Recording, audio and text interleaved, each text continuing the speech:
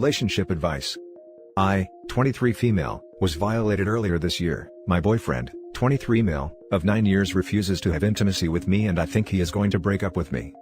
This is gonna be a bit long, sorry for that. I, 23 female, met E, 23 male, in the 6th grade when we were both 11 years old. We were best friends since then, really inseparable, practically joined by the hip. We started dating when we were 14 and never stopped. We were the typical teenage couple. We had our fair bit of stupid fights, but overall, our relationship was pretty mature given our ages. Eve's family practically adopted me when my parents died when I was 17. My parents died in a car accident and they were estranged for their families, so I had no one else to go. His mom loves me and my relationship with the rest of his siblings is pretty good. He has one older brother, 25 male, and 2 younger sisters, 19 and 17 female. I considered his family as my own. They helped me so much since my parents died. They let me move in with them. They paid for my college and rent. I live with E and they pay our rent. They are really supportive of us and his mom have a heart of the size of the entire freaking world, I swear. E is tall, 6'3", absolutely gorgeous, easygoing, funny, really freaking smart. He speaks 5 languages and is attending med school. Everyone likes him.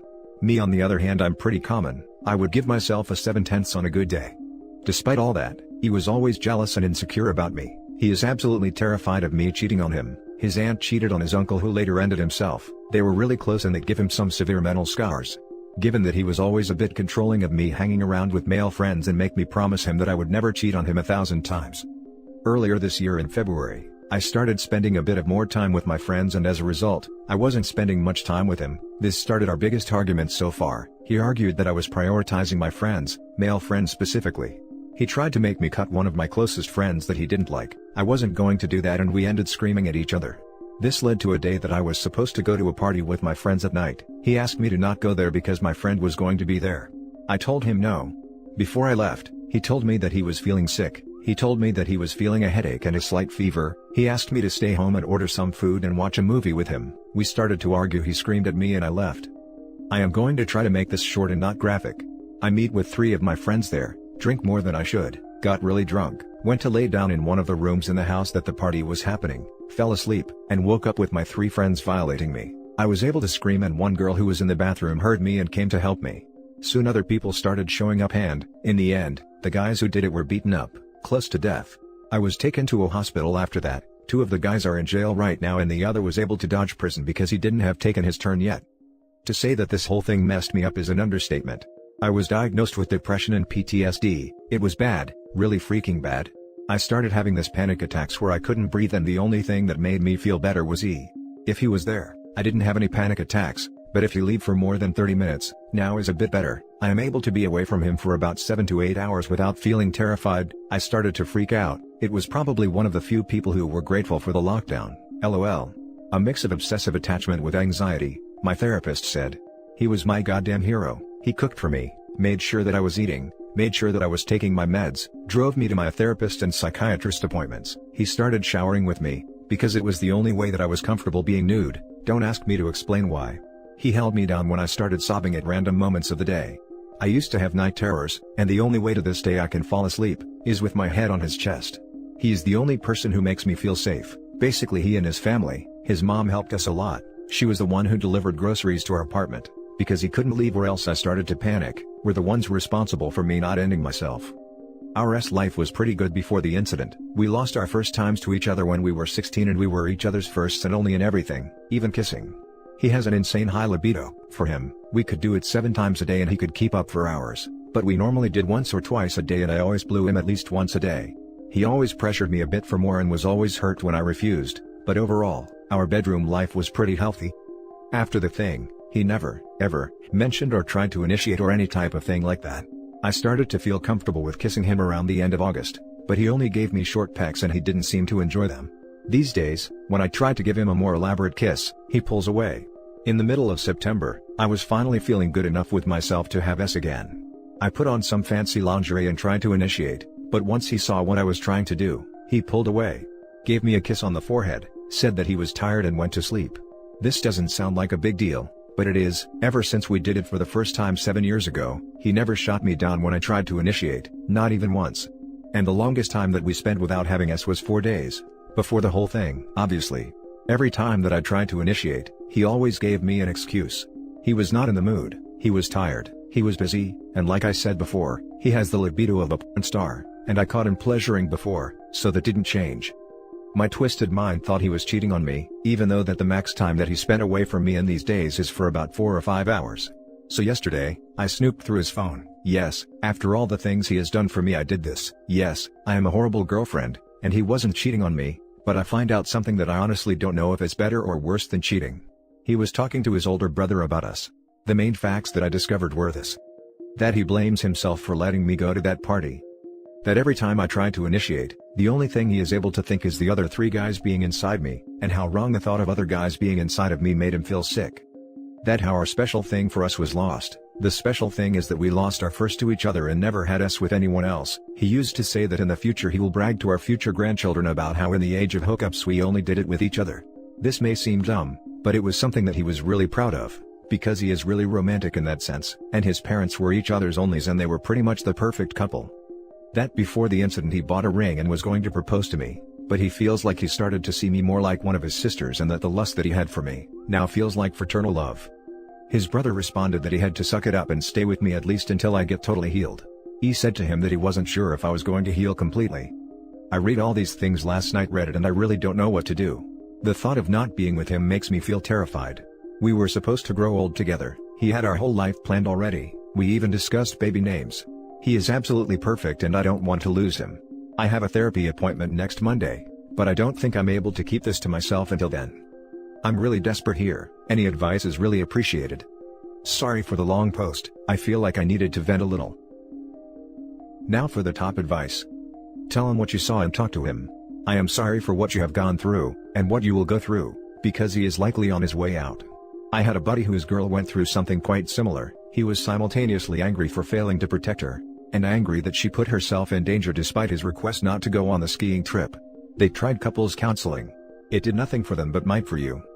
I would suggest that he get to therapy as well, to help him process the event. I think it would be compounded if one of these scumbags was the guy her boyfriend asked her to cut contact with. Definitely not her fault, so I hope it didn't sound like I'm implying that. And count me in on the boyfriend getting therapy wagon. It was one of the 3 guys that he didn't like. He is going to therapy since the thing. It's already over. He's waiting for you to get somewhat sane before he leaves. I don't think he can get over the thought of seeing you defiled, and I don't think he can forgive you for going to the party when he told you he was concerned about hanging out with those guys, and for leaving him when he was sick.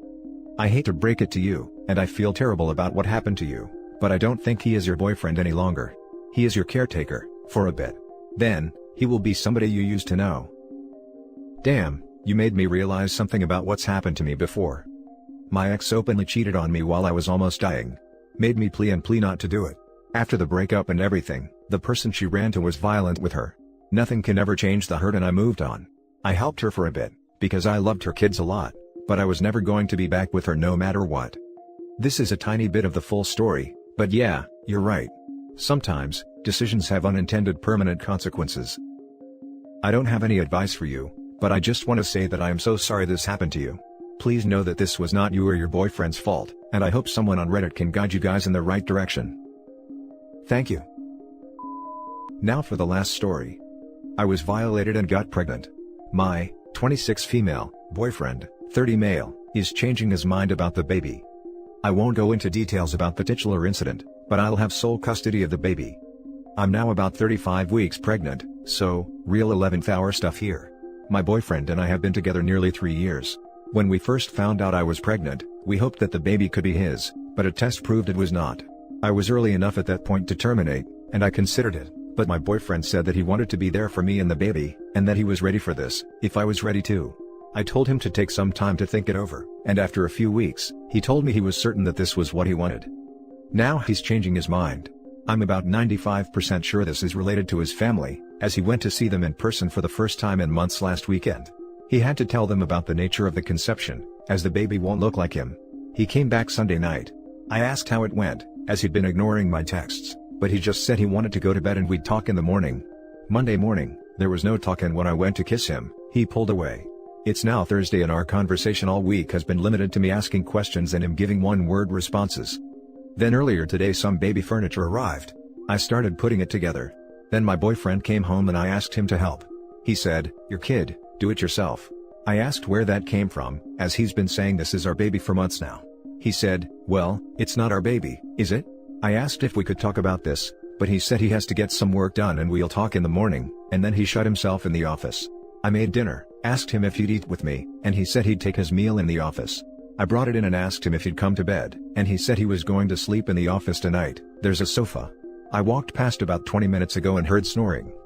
I am currently alone in bed, about 5 weeks off giving birth, and my boyfriend, who said we could do this together, is sleeping in the next room, and has done a 180 on me since visiting his parents. I don't know what to do. I don't want to pressure him into being a dad if he doesn't want to. My mother didn't want to be a mom and I grew up feeling unloved/unwanted, and that isn't what I want for my kid. But I don't want to lose him, either. I love him, I can see a future with him, but that future has to include this baby, because we are way too late in the game to change that detail. Is there anything I can do? Something I can say to fix it or reassure him or something? Is this more likely to be down to his parents given the timing, or is he just choosing now to say something? Now for the top advice. There's a lot of questions. 1. Have you sought therapy for what happened to you and or have you two done couples counseling? 2. What was his initial reaction to your ordeal? 3. Are you currently employed? 4. Do you have the funds to raise this baby alone?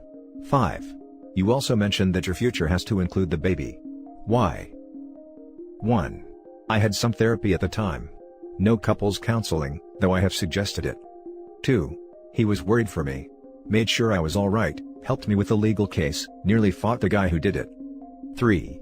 Yes, but I've had to change workplaces since the incident, so while I'm getting paid maternity leave, I'm earning less than I was and won't be able to take a lot of leave. 4. I make more than my boyfriend does, but not by much, so if I had to, then I could afford to raise this baby alone, but it'd be a lot financially tighter than if I did it with him. 5. I'm 5 weeks off my due date and I love this baby already. So, just to explicitly clear, you wouldn't consider adoption an option at this point? Also, I am so sorry you're going through this. The whole thing. The incident. The pregnancy. The flip-flopping boyfriend. It isn't fair and I hope things work out for you. So, just to explicitly clear, you wouldn't consider adoption an option at this point? No. If I'd decided to adopt my baby out months ago then maybe that would be an option, but I've spent 8 months bonding with this baby and I love him already. I couldn't give him up at this stage. I'm fairly sure your boyfriend's just started to see what he signed up for. I think he's been on autopilot since your incident, and has been doing his best to support you, even in regards to your kid. Maybe he did at some point think he'd be comfortable raising the kid as his own, but started to see things differently once the days started counting down. His friends and family could have also contributed to his change in stance, since the 180 started after visiting his parents. In all honesty, if that's all it took to convince him that his stance was incorrect, or that it was outside his comfort zone, then he was barely on board with it to begin with. I don't know if he lied back when he said he'd raise the kid, or if things just started to set in. Either way his decision will probably stick. I don't say that to be cruel, but it takes a special type of guy to do what you're asking. You may already be in love with the kid, but your SO doesn't have that connection. If anything, he'd forever associate the child with your violation, and your violator. I know this isn't what you want to hear, but I think it's good that this is coming out now, and not later when the kids are there. The kid deserves to be raised in a good environment. If your SO doesn't think he can do it, then you pretty much have your answer. If you're both willing and able, I guess you could try your hand at couples counseling. Having a professional therapist in the room may help clarify some things, and sway your SO if possible. If nothing else you'll finally know his actual stance on the matter, and how he feels about the situation. I'm sorry you're in this position, wish I could offer better advice. And that's it for this video guys. If you have thoughts to share, leave a comment below. Don't forget to hit like and subscribe if you like this content. Turn the notification on to get updated on my latest posts. I'll catch you in the next one. Good day everyone.